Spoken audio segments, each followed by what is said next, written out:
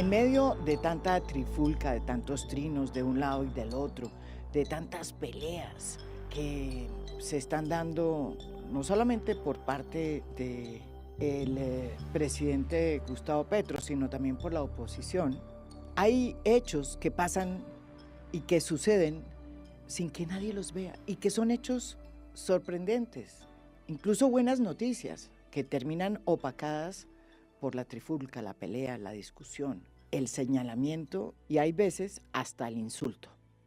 Y una de esas buenas noticias es hoy el tema de a fondo y tiene que ver con un entendimiento que parecía totalmente improbable entre un gremio de origen empresarial, tecnoglobal si se quiere, y un gobierno de izquierda como el de Gustavo Petro.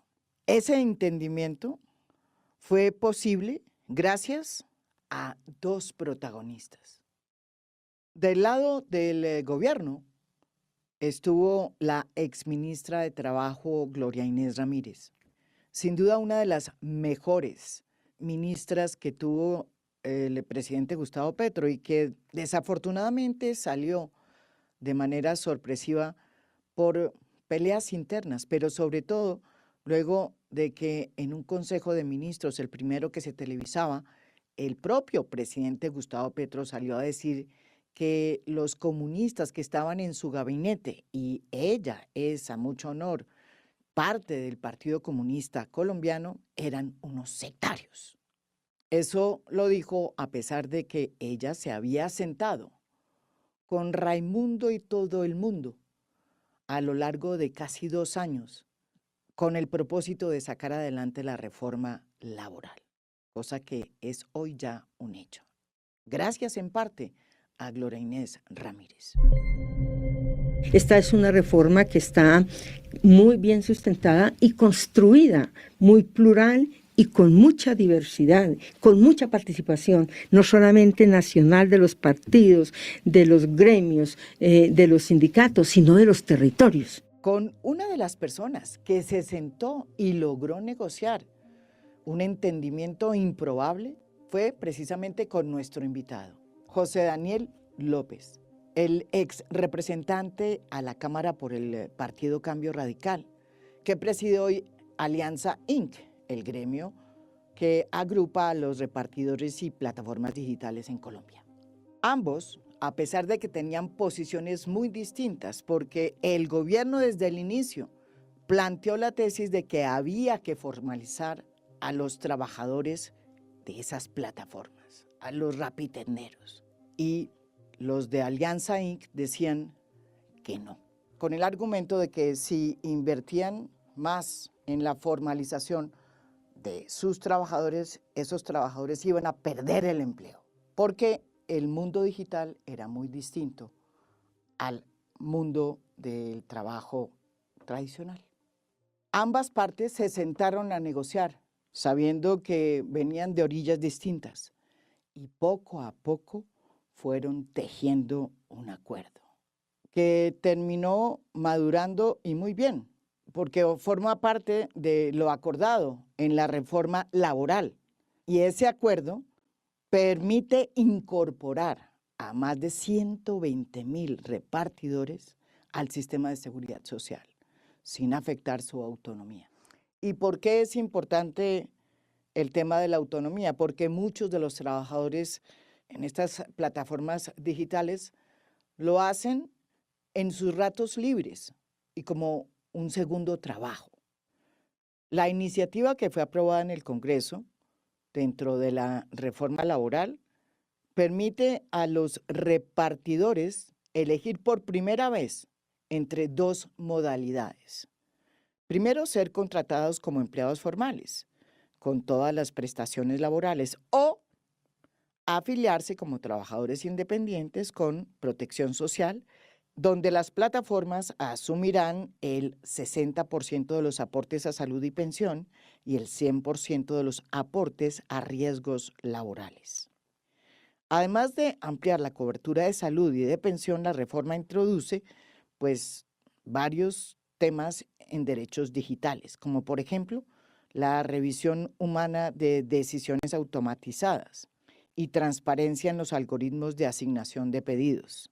Este acuerdo, que es un nuevo modelo de contratación, fue diseñado precisamente entre ambas partes para no destruir empleos ni afectar los ingresos de los repartidores. Es un acuerdo a la colombiana que demuestra no solo que la concertación es un camino viable en Colombia en estos momentos, sino que es el mejor y punto. Planteado como está planteado este acuerdo, y que ha pasado completamente inadvertido por toda la opinión pública, pues Colombia se convierte en un referente casi que mundial en materia de regulación de trabajo digital. Miren ustedes, por andar peleando entre todos y asusando cada uno el fuego de lado y lado, pues no vemos las cosas importantes ni los acuerdos que se hacen. Y sin duda este es un caso de estudio de cómo avanzar en medio de diferencias, sin renunciar ni a la justicia social ni a la sostenibilidad empresarial. Nuestro invitado de hoy, aquí en A Fondo, José Daniel López, director de Alianza Inc. Él nos va a contar cómo se tejió este acuerdo, que debería ser una de las buenas noticias que tendría que estar festejando Colombia.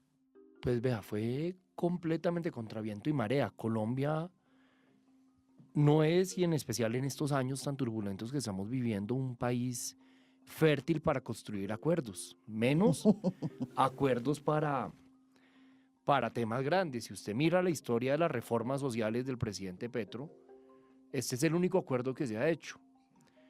Si usted mira además el contenido, que si quiere ahorita pues como que lo entramos a ver en detalle lo que hay acá, son unas medidas que cambian materialmente las condiciones de vida de cientos de miles de personas, en su mayoría jóvenes, muchos de ellos migrantes venezolanos, que van a tener seguridad social.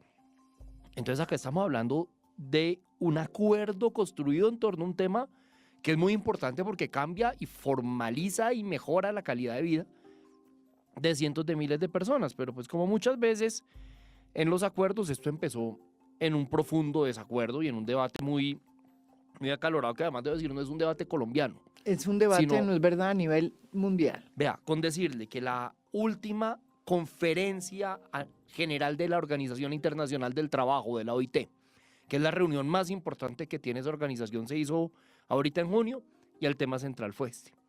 ¿Cómo deben los países regular el trabajo en plataformas y si la OIT saca o no saca una norma internacional, un convenio o una recomendación para regular el trabajo en plataformas?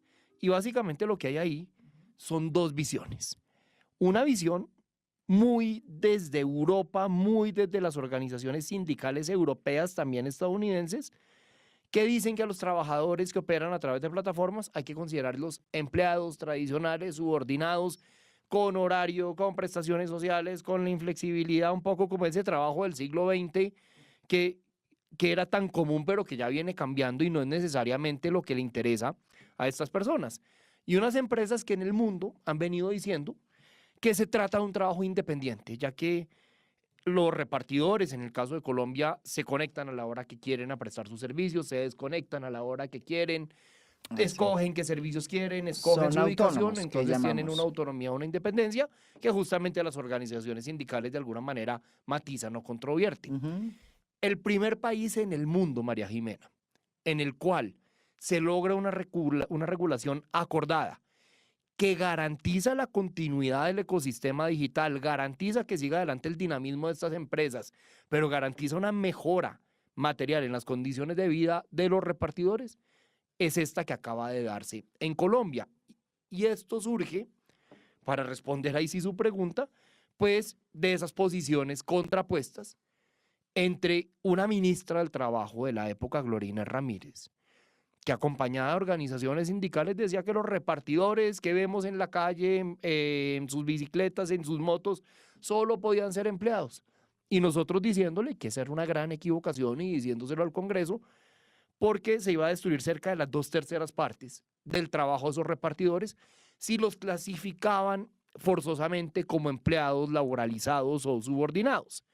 Entonces, Luego del hundimiento de la primera reforma laboral, en donde hubo diálogo, hubo conversación, pero no hubo ninguna clase en realidad de aproximación, empezó un trabajo muy en silencio con la ministra, sobre todo con su equipo en ese momento, con el viceministro Iván Daniel Jaramillo, que es el viceministro de Empleo, con Nicolás Escandón, que es el director o era el director de Derechos Fundamentales del ministerio, y de nuestro lado con Enrique Borda, que es un ex viceministro del Trabajo que nos asesoró, era el viceministro de Trabajo de Lucho. De Lucho Garzón, sí. Y fue su secretario general en la alcaldía. Borda en esto fue fundamental. Empezamos a construir una fórmula intermedia en la cual los repartidores pudieran mejorar sus condiciones de seguridad social, las empresas pudieran participar mayoritariamente en el pago de esa seguridad social, pero al mismo tiempo se mantuviera la posibilidad de que fueran considerados independientes en lugar de forzarlos a convertirse en empleados tradicionales. Y luego de una serie de reuniones y obviamente de todas las diferencias hasta sociológicas que puede haber entre ese capitalismo del siglo XXI que representamos nosotros y esa visión del Partido Comunista que representa la ministra o la exministra Ramírez en su momento y su equipo de trabajo, pues yo creo que al final cuando usted hace un acuerdo no queda completamente satisfecho, pero esa es la gracia de los acuerdos, ¿no? Que usted se dio un poquito más de donde quería ir, pero al final queda pues una base legal ahora promulgada, que es ley, en donde estas personas pues van a vivir en condiciones mucho mejores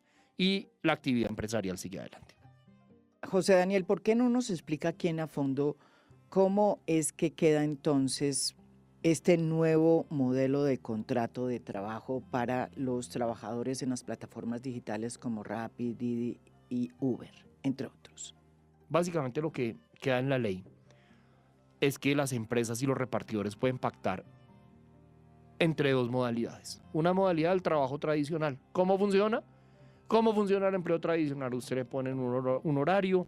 Seguramente lo que habrían hecho las empresas afiliadas habría sido pagar salario mínimo para tener la mayor cantidad de repartidores. Y ya está. Y esa opción la pueden pactar las partes, si así lo quieren las partes. Y la otra opción es la independencia. Y es que digan, no, acá vamos a tener no un vínculo tradicional, sino un vínculo de independencia. Pero esta independencia tiene un modelo de protección diferente en materia de seguridad social. Básicamente en dos frentes. Uno, es que las empresas pagamos una parte de la seguridad social y eso es muy importante porque en Colombia las empresas en ningún caso le pagan seguridad social a los trabajadores independientes. Si usted es independiente y quienes nos oyen que son contratistas de prestación de servicios en el Estado, que hay tantos, pues jamás la entidad va a decir venga y le pago un porcentaje de la salud o venga le pago un porcentaje de la pensión. Acá sí se pactó. Acá se pactó vía ley porque tenía que ser vía ley esa posibilidad para que las empresas participen con el pago de, como usted lo señalaba, el 60% de la salud y la pensión de los repartidores y el 100% de los riesgos laborales. Pero además pasa algo muy importante, que es más técnico porque creo que es un precedente muy importante para otros sectores de la economía, y es que hay un cambio en el ingreso base de cotización. ¿Qué pasa en la práctica? Un repartidor promedio en Colombia, un repartidor, cerca del 80% de los repartidores trabajan 20 horas mensuales o menos al mes en esta actividad. Si yo trabajo 20 horas mensuales o menos, quiere decir que trabajo 5 horas semanales, 1 hora diaria promedio. O sea que la mayoría de los repartidores no son principalmente repartidores, sino son principalmente otras cosas.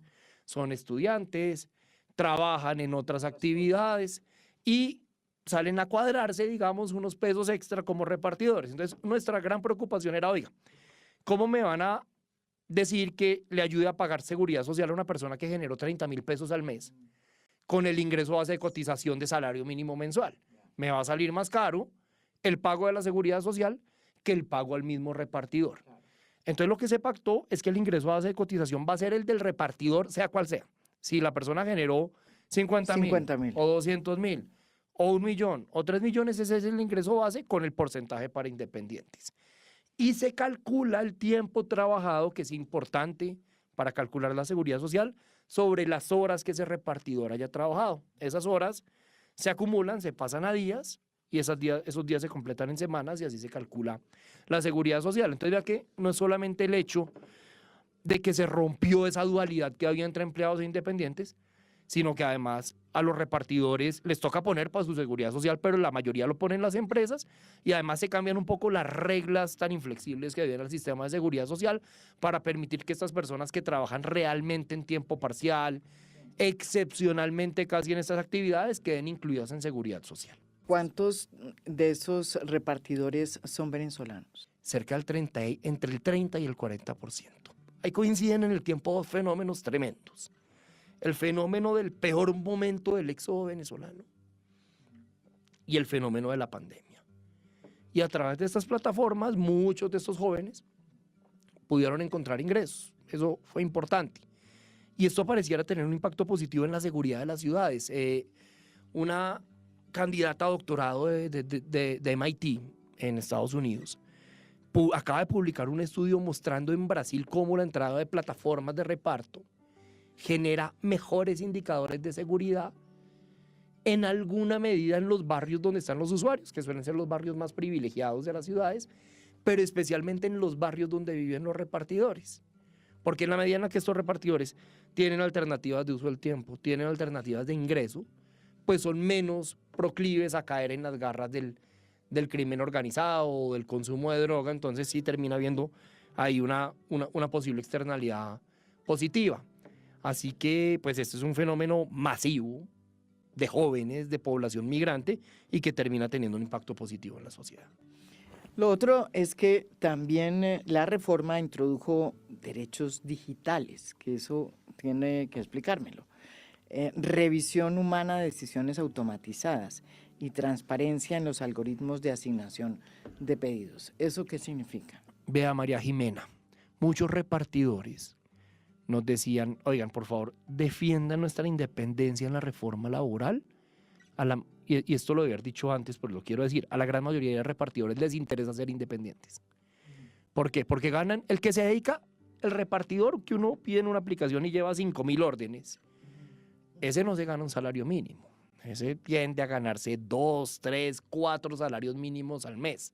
Con esto entramos a reforzar su seguridad social. Entonces al que le dedica esto mucho tiempo, no le interesa ser independiente, no le interesa ser empleado, perdón, porque ganaría menos. Y al que es independiente, al que dedica poco tiempo, pues no le interesa ser empleado porque se dedica a otras cosas, y si usted lo obliga a que sea empleado, pues va a dejar esta labor y se va a dedicar a otras.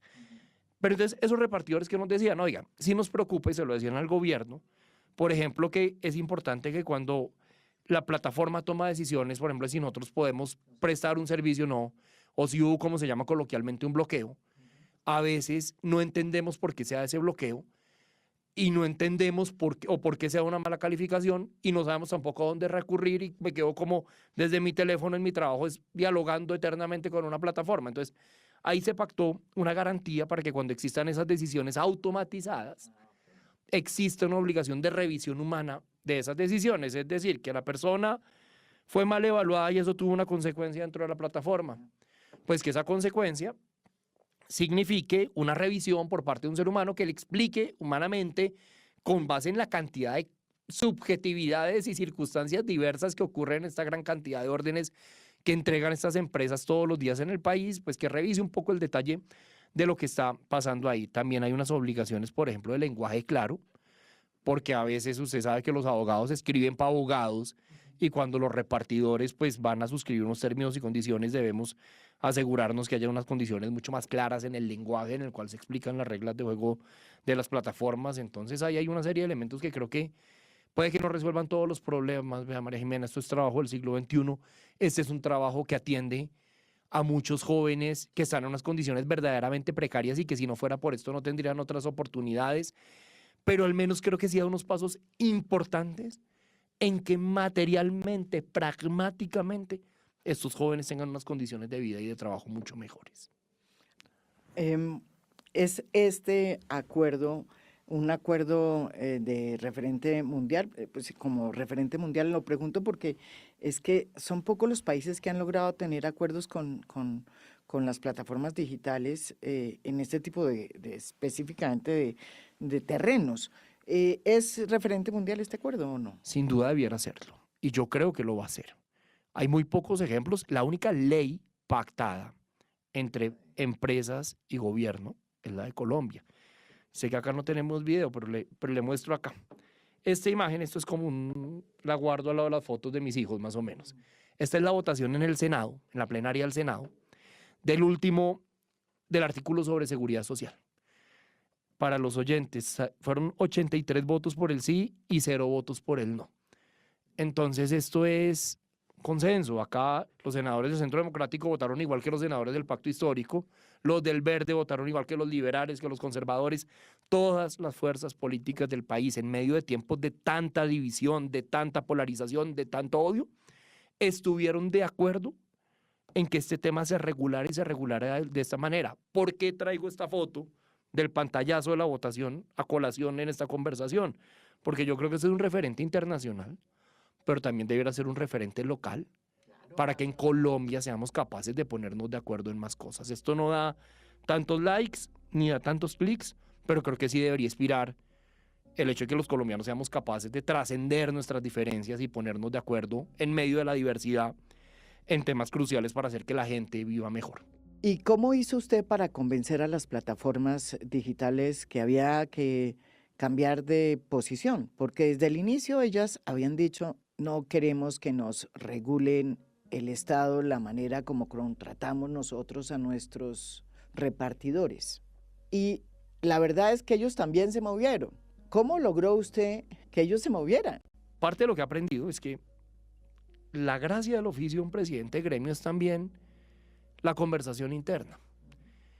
Y uno pensaría que ¿Cómo convenció? ¿Cómo los convenció? no sabe que fue mucho más fácil de lo que yo creía y había una voluntad y de alguna manera, el riesgo podía estar en salir a proponerle al gobierno, oiga, vamos con un modelo de seguridad social compartida que a las empresas les va a costar cualquier cantidad de plata y nosotros eventualmente tenernos que echar para atrás porque unas empresas cambiaron de opinión.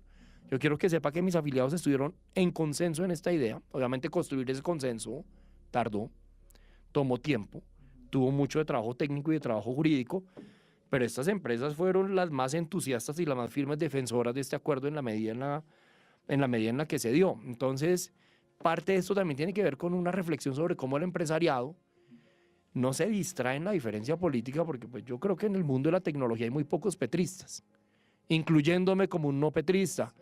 Y pues acá no hay mucha izquierda, debo decirlo, usted conoce mi pasado político, yo soy un político, si cupiera la categoría de centro, más de ideas liberales. Y disiento en muchísimas cosas con el gobierno actual.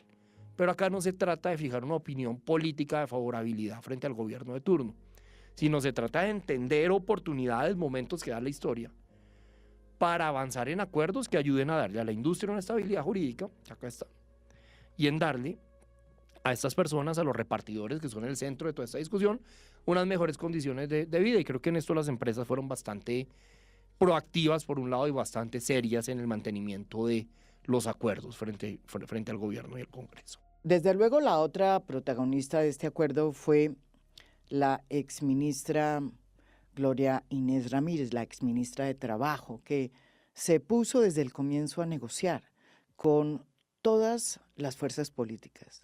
Estuvo aquí y contó cómo había hecho esa negociación y cómo ella estaba confiada en que esta reforma pensional iba a salir porque había sido precisamente negociada en franca lid con todas las fuerzas políticas. Sin duda, usted fue un pragmático, pero ella también fue una gran tejedora, a pesar de que venía de una orilla muy distinta de la que viene usted, que es la cantera de Cambio Radical. Pues vea, yo sobre eso y todo tipo de debates yo le tengo que contar mi experiencia.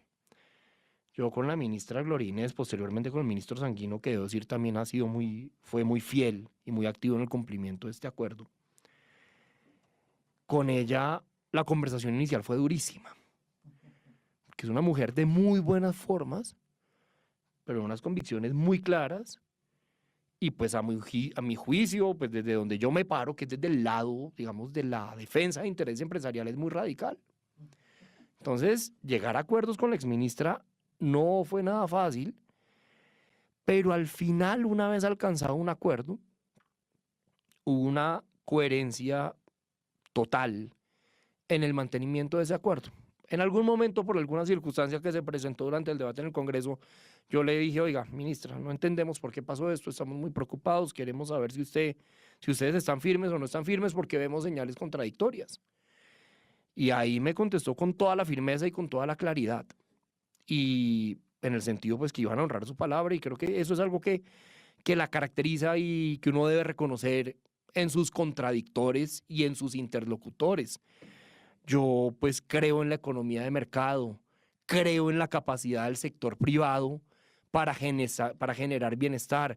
Desconfío por default de la intervención del Estado en la economía, creo en la libertad de empresa.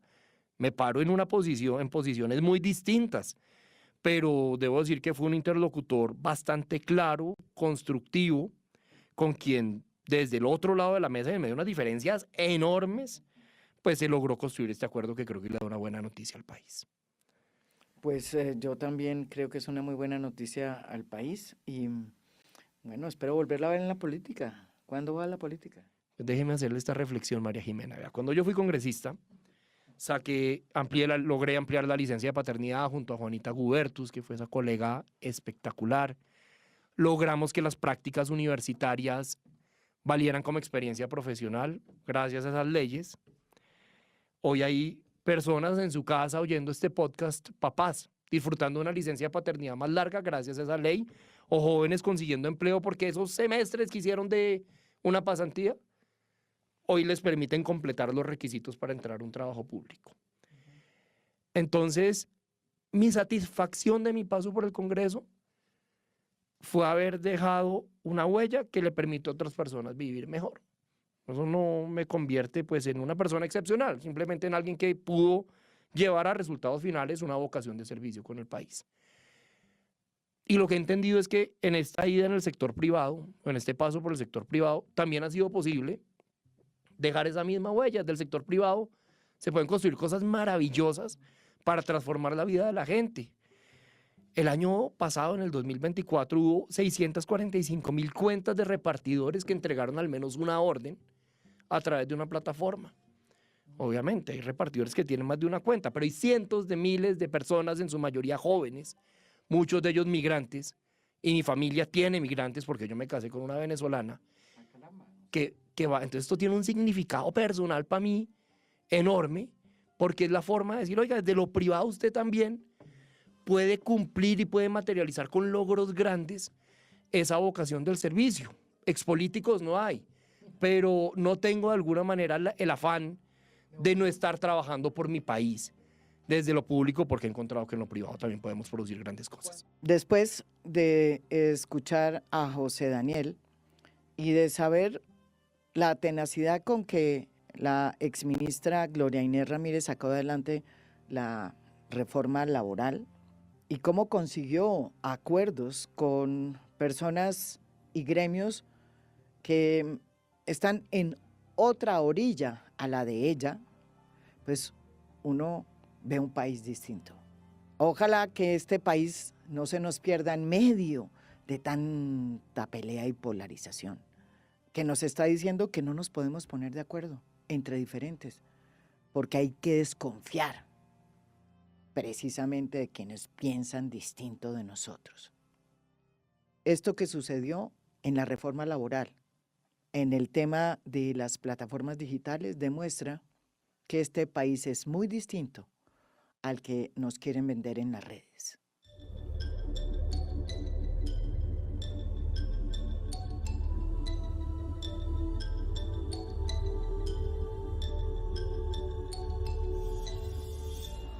A Fondo es un podcast producido por Mafialand.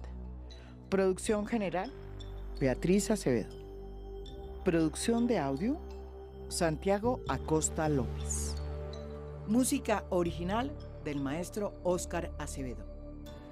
Nos pueden escuchar también en mi canal de YouTube. Gracias por escuchar. Soy María Jimena Duzán.